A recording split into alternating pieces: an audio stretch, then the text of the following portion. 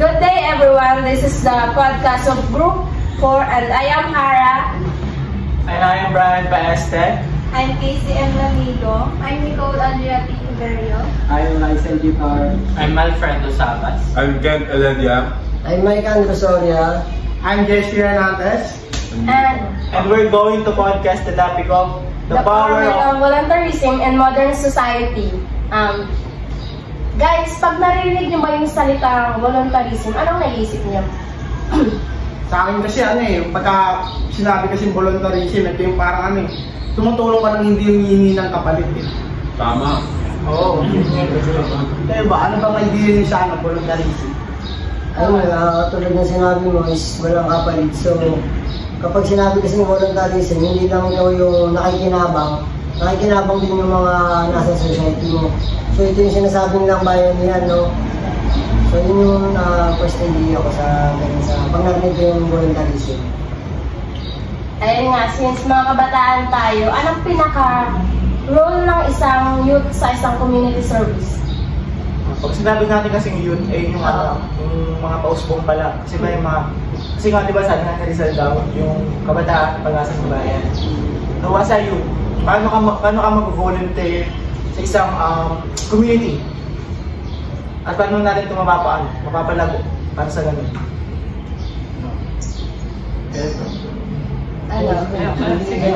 Wala pa ako lang question. Kung sa community service naman, kahit yung simpleng pagtulong lang kahit sa kapitbahay mo, ganyan. Kunyari may papatulong na magbuhat ng mga gamit, yun. Kasama lang sa volunteerism yun. Tama. Kaya may gusto ko ba share na insights nyo? Girls? Yung sa pagkaka-volunteerism lang naman, hindi lang naman sa labas ng bahay. Kumbaga nangyayari siya sa loob ng bahay. Katulad na lang pag humugas na lang pinggan ng hindi inuutos sa nanay mo. Sa loob. Volunteer yun. Kusado lang Kaya magandang ba kayo pag nag-uwi? Yun lang talaga. Pag inuutos siya, maganda parang gagawin mo na hindi inuutos. As a kabataan o youth, paano natin masusustain yung pagiging voluntarism sustainable? Like, di ba nga sa atin mismo nagsisimula, para gayahin din tayo ng mga mas bata sa atin. Paano nyo ano ba tawag nun? Paano nyo mababago yung insects na? Parang mag-volunteer din sila. Like nang ginagawa natin, parang gano'n. Siguro para sa akin siguro ikaw muna yung magbigay ng isang halimbawa, ipakita mo na karapat dapat kang i-respect, no? Kasi kapag hindi ka ka-respect, hindi ka talaga susundin ng bata eh. Once na halimbawa, kung ayun yung sinasabi ko, ano yung tinanin mo sa kanila, yun yung aanihin mo. So, kahit tumanda ka, nandun pa rin yung respect nila sa'yo. And kung ano man yung iutos mo, susundin ka nila. So, nagsisimula sa sarili yung pagiging respectful. Yun nga, yung sabi niya kanina, sa bahay nagsisimula yung mga volunteerism na ganyan. So, kung may mga kasama tayong bata sa bahay, pwede natin yung ipakita sa kanila. Para na gano'n mas magkaroon sila ng knowledge. Mas maaga pa. Ay, mo sasabihin ka? Ikaw pala, princess.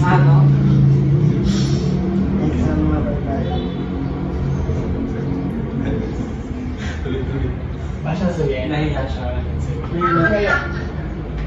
Ito naman guys, ano naman yung pagdating sa pag-volunteer, ano yung mga challenges na nafe-face nyo? Tsaka ano yung mga rewards na hindi nyo hinihiling pero napupunta sa inyo?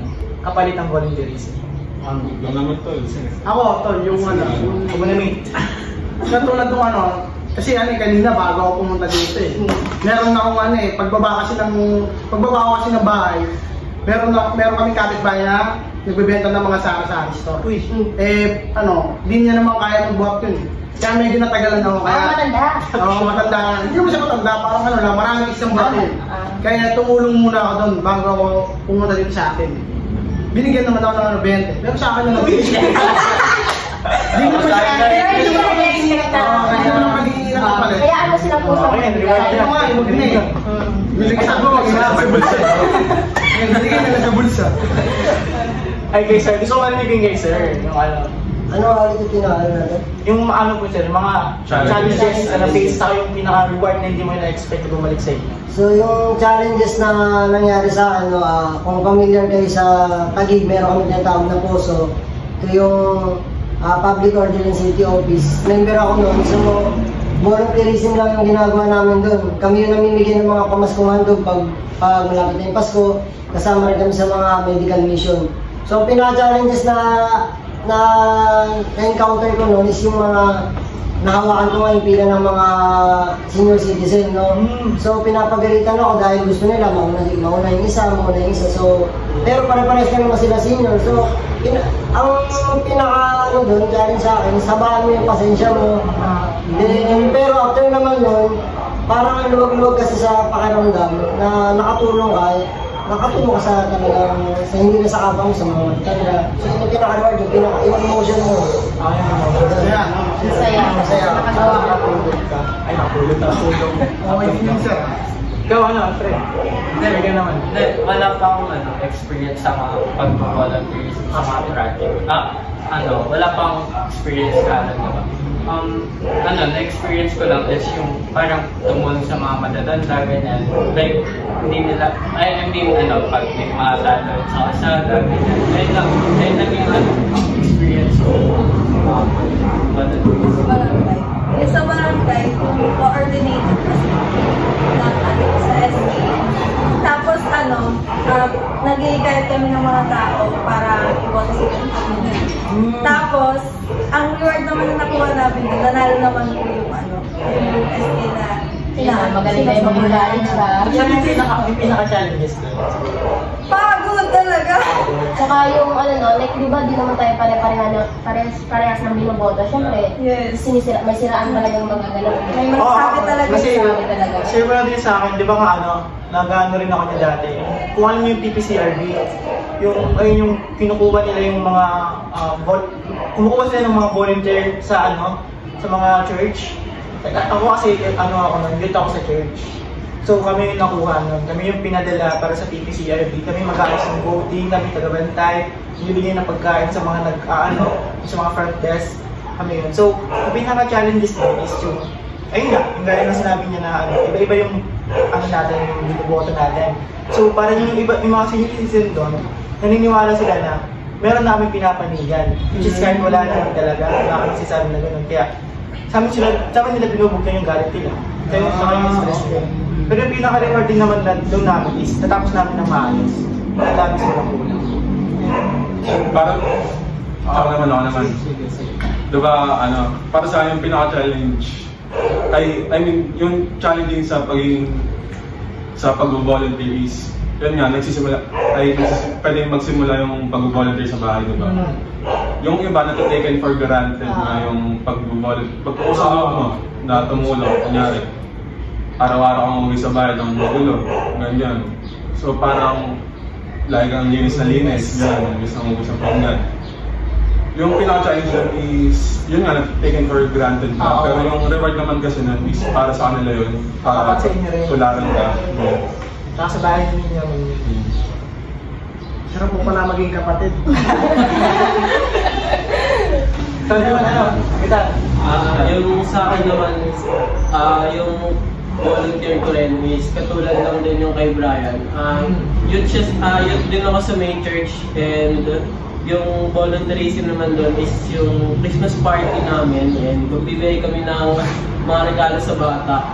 Tapos yung pinaka-challenges lang doon is marami kasi yun, marami kaming bibigyan ng bata. And yung namin doon, challenges yung pagbabalot ng regalo, tapos paghahanda ng mga pagkain na ibibigay sa kanila. Pero yung balik naman sa'yo nun, pero yung pinaka-reward naman doon sa'yo, kapag nabigay mo na, kumbaga parang masarap sa pakiramdam kasi nga, tapos yung makikita mo rin sa mga ngiti nila na masaya sila, makatanggap na regalo. Dahil yung bago mo nangyari, no, pagod mo na yung dalas tsaka gutom kasi kailangan matapos yung pag-repack na ganyan. Pero nasusuklian naman yun ng pag nabigyan na natin sa mga batang yun yung saya. Yung pagod mo parang wala ka na pag nakita mo. Diba sa simple podcast natin, ano? Nalaman natin na pero siya presidente. SK mo na to. Si SK. Ano, si Sir kasi SKD sa lugar nila eh. Parang SKD. Dati pa. Kamay? Sa akin wala na eh. Hindi na pang SK yung age namin. Napang presidente na. Pagkapital na.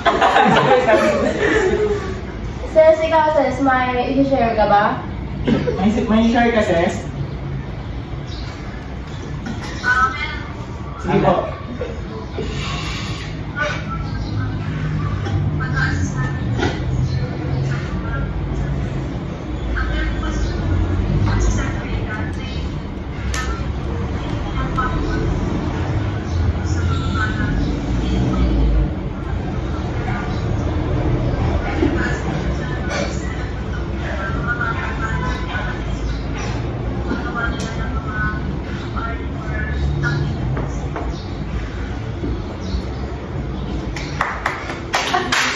Okay na yan, okay na yan. Angas din mo sa side mo, idea. Sa totoo lang. So, ano naman guys, so meron na ba kayo alam ng inspiring stories na about sa volunteerism na gumagawa sa inyo? Ako ano eh, meron kami kapitbahay doon. Di siya nabibidyoan, di siya vlogger. Normal na tao lang din siya. Ano siya, parang ginagawa niya naman, nagbo-volunteer sa linisin yung bahay ng matatanda din sa amin. Kasi parang wala na yung mga Ako niya, pamilya niya, parang may mga kanya-kanya anak. Kumbaga yung lalaking yun, parang siyang siya yung tumata yung magulang sa matatanda niya, siya talaga yung naglilinis. Nagbo-volunteer sa linisin, tapos Hindi niya ano? Hindi na kaya swerte nga ang matanda na yun. Hindi, siyempre, di ba? Kaya sino po, lalo na sa pala natin. Hindi mo naman expect na hindi mo pala paano tutulong sa'yo. Ayun, kaya gusto ko rin sa akin natin magkaroon ng maraming pera para sakali. Ganun din gagawin niya, yung ginagawa niya. Sinusustento niya ng mga gamot. Nakakamister nga yun. Tsaka bigas, kada linggo. Tumutulong din ako, buhat ng bigas nito. Pero hindi na lang kami Hindi, wala. Kaya nakaka-inspire lang talaga yung kung may mga ganang tawa ka. Sobrang hirap ng sitwasyon. Ano siya, sir? Wala. Sa totoo lang, wala akong maalala na yung story na napanood. Pero meron lang ako na parang nahagip lang na kwento. Nakita ko na sa Facebook na siya, yung about kay Mura, kung kilala niyo si Mura. So ang tumutulong sa kanya is yung si Virgin Care, yung tinatawag siyang Virgin Care. Ang nagpangit lang kasi sa nangyari is yung pagtulong niya is parang ginawa ng issue ng ibang tao. Then yung tinulungan din niya is hindi na siya, dahil di ba binigyan siya ni Virgin ng mga pera, ng bahay. Tapos siyempre yung si Virgin meron siya mga obligation para sa sarili niya. Hindi niya lang nabalikan ng ilang araw si Mura. Parang yun yung naging challenge sa amin, yung parang siniraan na siya ni Mura na ganito hindi siya binalikan. So yun nga, yung hindi tayo lagi sa mga ganung challenges kasi ayun yung sinasabi na habakan natin yung pasensya natin, yung busy natin. Okay, so thank you. Come on. Yung stories na talaga nagbago ng pananaw ko is frontliner kasi yung mama ko. Health worker siya. And kasagsagan ng COVID? Kasagsagan ng COVID. At obligasyon niya yun na yun nga, maging frontliner. Pero parang ginagawa niya ng walang tawag yun. Kasi 2 beses siya na quarantine. Yun. Kahit walang masyadong kapalit is ginagawa pa rin niya kasi para sa kanya obligasyon yun. Nakaka-inspire nga rin. Pero kasi, isipin mo, COVID yun. Virus yung kalaban mo nun, tapos nagpo-frontliner na naman. Tapos yung mga tao, isipin lang na di ba? Bali wala lang ang mga ganun. Yun talaga eh. Call pre. Toy. Hindi. Ako, dito. Kilala niyo ba si Wrecker? Sa, yung sa Facebook, live stream. Si Wrecker?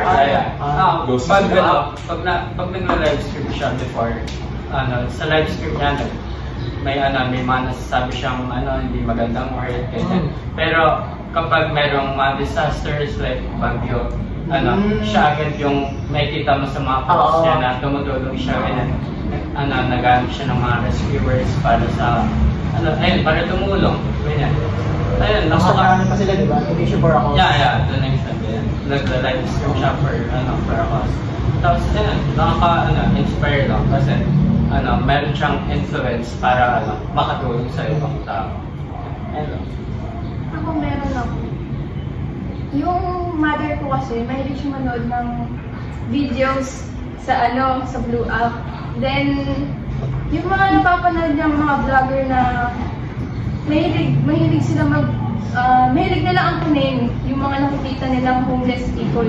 Tapos, ginagawa nila ng vlog yun para makita ng mga yung mga pamilya ng homeless people na pag-alagala na ganun. Kaya aspiring din siya kasi maganda yun. Sige. Maganda yun sa maganda yun kasi nakakatulong siya. Yung pag-vlog naman niya, yung mga viewers din, may mga nagbibigay din, ganyan. Binibigay niya din sa mga natutulungan niya. Pero, Mga pinawta. Meron ka. Kaya bata. Yung sa sinabi niya lang din kanina, na-inspire lang ako kay Wrecker. Kasi nga, yung sa amin kasi, malapit lang yung, taga-Caloocan lang din siya. So, may pa siya, hindi pa siya sikat nun.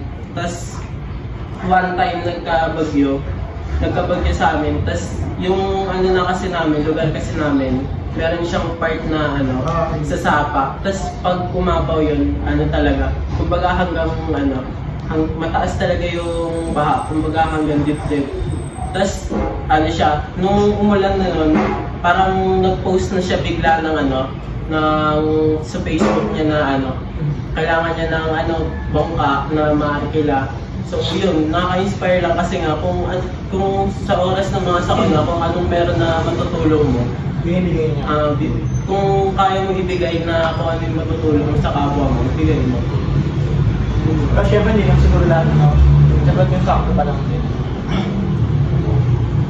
Thomas. Experience stories. Ulit lang natin.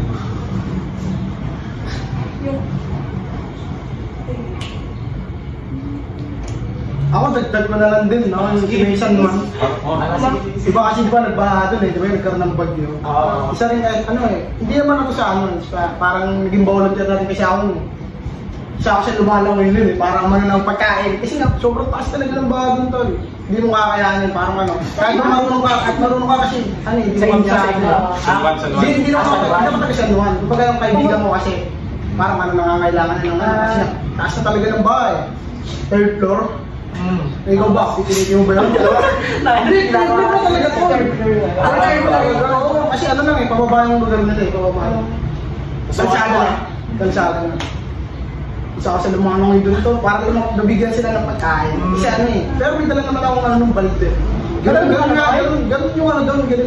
labanan doon para sa mga hindi na makakaya makalabas ng bahay na hindi pa marunong lumong. Nakakatakot din, kahit marunong malumong, hindi mo kaya naninin. Kasi hindi mo kasya rin, di ba? Lakas yung lakas yung Hindi naman, hindi malakas siya. Ano na talaga? Kasi may mga well. Hindi mo kasya, hindi mo kaya pa. Yung tubig, yung nakikita. Oo, ayun na pala yun. Tsaka may rin, bukas na kanan. Hindi mo alam siya kasi Delikado. Mahirap siya mula sa mga ganun hindi ko na ba't ko nagawain. Nakabuhay mo na doon, syempre. Ano pwede mong makuha sa Hindi naman ligtas. Kumbaga parang ako sa mga pagkain. Hindi nga sila makalabas kasi nga matatandaan lang ang magulang niya. Hindi naman siya marunong lumangon. Yung kahit marunong ka lumangon ito, Mahirap din talaga. mahirap talaga kasi hindi mo Hindi ko naman rin ginawa ngayon. Pero ang talaga... Volunteerism. Volunteerism. Kasi sinabi ko sa kanila na paano pag ikaw nasa sitwasyon ng gano'n, pakamali mo naman, di ba? Meron din gawin nila sa'yo. Pero wala rin mong kapalit na eh. Wala naman kapalit yung... May yung sukle. Sukli lang. Pero yung sa akin, isa na lang binigay ko. Nag-volunteerism na eh. Alam niyo naman, no, sa mga taga-San Juan dyan. Pero seryoso, sa lahat ng mga sinabi nyo, di ba ang sarap makatulong lalo na pag financially stable ka. Kaya nakaka-motivate maging mayaman na to the point na pag mayaman ka na, parang tulong ka na lang ng tulong na walang kapalit. Since may pera ka nga, dahil nga din nakaka-motivate, di ba mostly naman sa mga vlogger ngayon, tumutulong dahil sa kinikita rin nila sa pag-vlog, parang binabalik nila lang din nila sa mga ano nila. Kaya magpayaman pa tayo magpayaman para padaling matulungan. Kaya para sa akin, yung pinakayaman sa atin si Jester talaga eh. Yung mindset niya. Experience mo lang rin naman. Kasi kung ikaw nga kaibigan mo, may kita naman ng gano'n. Kahit naman sino siguro sa akin. Pero di ako marunong lumangoy. Minsan babida ako nun. Pero lakas ang loob ko nun ha. Kaya nga. Ano pa? Bakit tanong kayo? Tsaka di ba tayo ng mga Pilipino, di ba Nakalikas sa atin yung tungkol. hospital, Bayang yan. alam mo yung iba dati na mga sinauna, alam mo yung bahay na pinagtutulungan nila ng iban sa probinsya. Oo. Kaya parang na din sa ating mga Pilipino yung likas na sa atin. Nasa culture niya. Oo. Kaso mahirap pa din ang joke lang. May kanya-kanya tayong superhero sa sarili natin. May superpowers na wala. May kakayahan tayo lahat tumulong.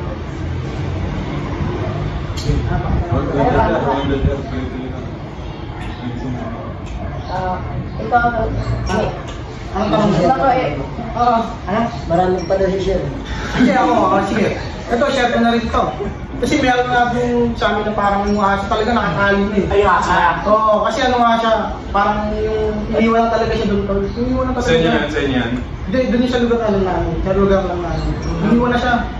Kasi nga yung parang yung pamilya nun, nagkaroon naman ng problema dun sa probinsya nila. Kailangan na ng... Umuwi. Oo, umuwi.